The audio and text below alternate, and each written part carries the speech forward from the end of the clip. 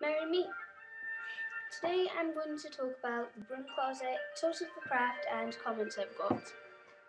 Okay, so first of all, the Broom Closet. The bad thing about being in the Broom Closet is that you can't really be yourself with people. You can't talk about full moon rites or Saving or your Book of Shadows or whatever. The thing is, it's more private. There's no hassle from people who either think you're insane, enjoy laughing at you, or think you worship the devil, or whatever. People treat you the way they treat everyone else and don't give you any hassle about who you are. Unless you know yourself is generally different than other people anyway. The good thing about being out, you don't have to cover up when someone asks you what you're doing for Christmas. You can be yourself, talk about rooms and belting and your favourite pagan bands or something without people going, that's like weird witchy stuff or something. The bad thing is you get mocked, laughed at, thought of as that freak. Of course, that's just from my experience. I don't really have much knowledge of anyone else's. But my experience out of the broom closet wasn't so good. And if I could, I would go straight back in. But moving on to tools of the craft, this is going to take ages. An athame is a traditional ritual knife, generally steel with a black handle. You use it for directing energy. It's used to cast circles by tracing the around the circumference to change and consecrate. I can't pronounce anything. Consecrate. Yes, that's it. Objects and banish negative energies. Most of the time, it's associated with fire, but some traditions associate it with air.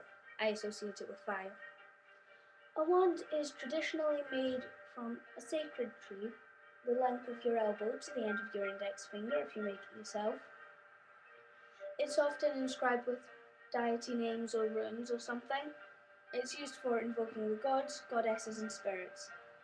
It can be used to bestow blessings, charge objects, and draw down the moon. In most traditions, it represents air, sometimes it represents fire. A chalice is used for holding the blessed water or whatever liquid you're using during ritual. It is, of course, symbolic for water, obviously. Okay. The broom is used for tons of different purposes, but mostly to purify and protect. It's used to clean an area before magic is performed by, like symbolically sweeping away anything, like negative energies and stuff. It can be used to guard the home and people in it against attacks and curses and stuff like that, like by placing it across windowsills or doorways and things. Apparently, it can also be put onto a bed or a pillow to protect whoever's sleeping on it.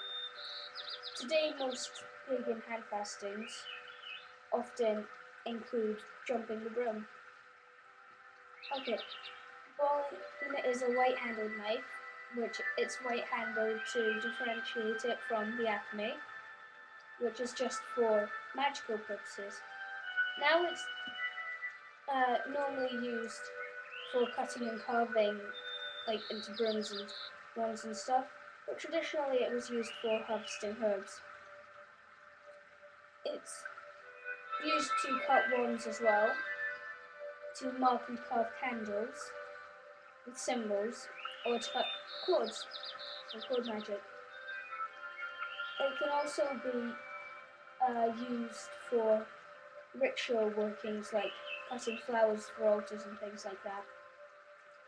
Okay, the cauldron.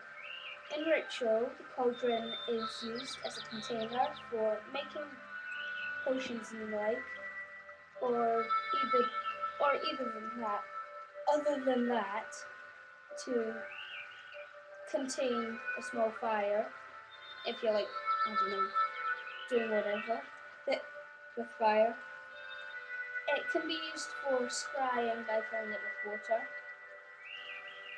It used to be used as for cooking, and potion making and stuff.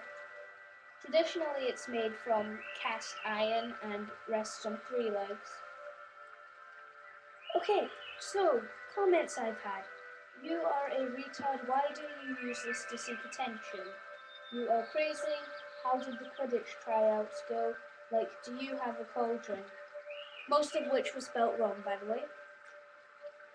Okay, first of all, I don't try to get attention, I just be myself. Trouble is, myself is different from everyone else. That's all. If you think I want attention, don't give it to me. Really, just leave me alone and please don't stoop to creating a fake account just to put mean comments on my videos, which is more than slightly stalkerish in the first place.